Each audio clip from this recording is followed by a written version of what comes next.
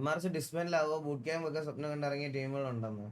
Bro ഞാൻ പറയട്ടെ, ഈ RP ബൂട്ട് ക്യാമ്പ് എന്ന് പറയുന്ന സാധനം പോസിബിൾ അല്ല. ഞാൻ ഇത് പണ്ട് തൊട്ടേ പറഞ്ഞിട്ടുള്ള കാര്യമല്ലേ, അത് പോസിബിൾ അല്ല ബ്രോ. RP എന്ന് പറഞ്ഞാൽ ഞാൻ ബ്ലൈൻഡിന്റെ ബൂട്ട് ക്യാമ്പ് മാനേജ് ചെയ്തോണ്ടിരുന്നത് ഞാനാണ്. മാനേജ് ചെയ്തതെന്ന് പറഞ്ഞാൽ അതിന് പൈസ ഒന്നും കൊടുത്തോണ്ടിരുന്നതല്ല.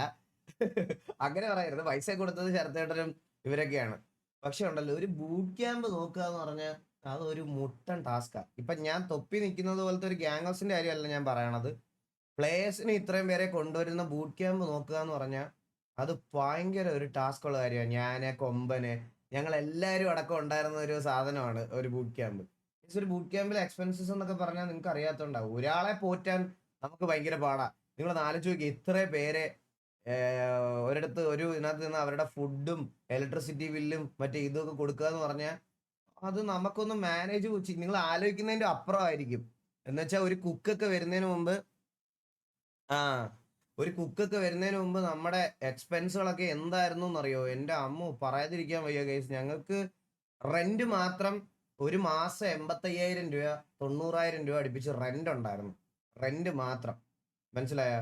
അപ്പോ ഇത് മാനേജ് ചെയ്യാന്ന് പറഞ്ഞാൽ അത്രയ്ക്ക് ഈസി അല്ല. അവിടുന്ന് തുടങ്ങും. നിങ്ങൾ ജസ്റ്റ് ആലോചിച്ച് നോക്കി, ഒരു ബൂട്ട് ക്യാമ്പിൽ ഒരു 5 പേര് സ്ട്രീം ചെയ്യുന്നുണ്ടെങ്കിൽ 5 പേരുടെ വൈഫൈയുടെ പൈസ, കറണ്ട് ബില്ല് നിങ്ങൾ വിചാരിക്കുന്നത് പോലെ ഒന്നും അല്ല. 5 PC ഇരുന്ന് ഫുൾ ടൈം മറ്റേ ഓടുക എന്ന് പറഞ്ഞാൽ കറണ്ട് ബില്ല് എത്ര രൂപ വരും? ആവറേജ് ബ്ലൈൻഡ് ബൂട്ട് ക്യാമ്പിലെ കറണ്ട് ബില്ല് ഒരു 60,000 50,000 രൂപ അടുപ്പിച്ചെന്തോ ആയിരുന്നു.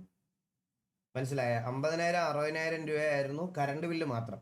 പിന്നെ ഇത്രയും പേരുടെ ഫുഡ് ഇതിനകത്ത് പിന്നെ എന്താ ഈ പറയണത് പോലെ ഈ സ്ട്രീം ചെയ്യാത്തത് തന്നെ മറ്റേ ഇവരുടെ ആൾക്കാരുണ്ടായിരുന്നല്ലോ നമ്മുടെ ബുക്ക് ക്യാമ്പിൽ, മറ്റേ ലൈനപ്പിൽ ആൾക്കാരുണ്ടായിരുന്നു. അത് അവർ ലൈവ് ഇട്ടില്ലെങ്കിലും ഈ പറഞ്ഞതുപോലെ ഫുൾ ടൈം അവിടെ നിന്ന് കളിക്കും. അപ്പൊ ബൂട്ട് ക്യാമ്പ് ഏകദേശം നമ്മളൊരു 13 പേരുണ്ടായിരുന്നു.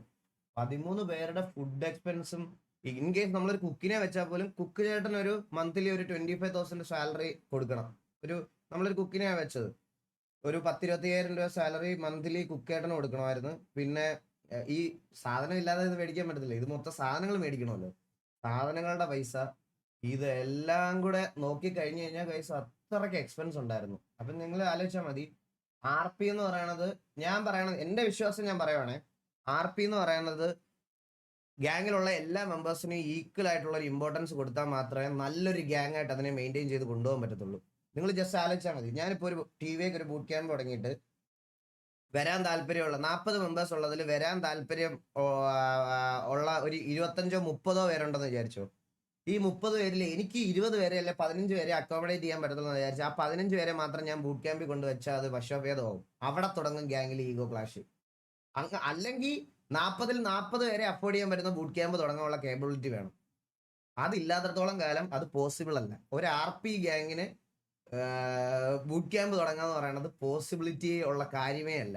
മനസ്സിലായോ? കറന്റ്ലി ഉള്ള സെനാറിയിൽ ഞാൻ പറയാം, നമ്മുടെ സിറ്റിയിൽ 35 സ്ലോട്ട് ഉണ്ട്. പ്ലസ് ഒരു 5 പേരെ നമ്മൾ മാറ്റി മാറ്റി ഇടണമെന്നുണ്ടെങ്കിൽ 40 പേരെ അക്കോമഡേറ്റ് ചെയ്യാൻ പറ്റുന്ന ബൂട്ട് ക്യാമ്പ് വേണം. 40 പേരെ ഒരു മാസം അക്കോമഡേറ്റ് ചെയ്ത് 40 പേരുടെ PC-യും 40 പേരുടെ കറണ്ട് ബില്ല്, 40 പേരുടെ വൈഫൈ, 40 പേർക്കുള്ള ഫുഡ്. അയ്യോ, കാണ്ട് ഈവൻ ഇമാജിൻ. അതിൽ നിന്ന് റിട്ടേൺ ഉണ്ടാക്കാൻ പറ്റൂല കേസ്. റിട്ടേൺ ഉണ്ടാക്കുന്ന പോട്ടെ, പൈസയുടെ കാര്യമല്ല പോട്ടെ, അത് എക്സോസ്റ്റ് ഓഫ് മണിയാണ്. വെറുതെ എക്സോസ്റ്റ് ചെയ്യണം. മനസ്സിലായ? അത് പോസിബിലിറ്റി അല്ല. അപ്പൊ എല്ലാവർക്കും welcome to stream guys. Stop കാണാം. അയ്യോ, ഞാനത് തീരുമാനിച്ചോളാം ബ്രോ, ഞാൻ എപ്പം നിർത്തണം എപ്പം തുടങ്ങണം എന്നൊക്കെ. അപ്പൊ എല്ലാവർക്കും വെൽക്കം ടു സ്ട്രീം. 40 പേരുടെ കുപ്പി. എടാ എന്താടാ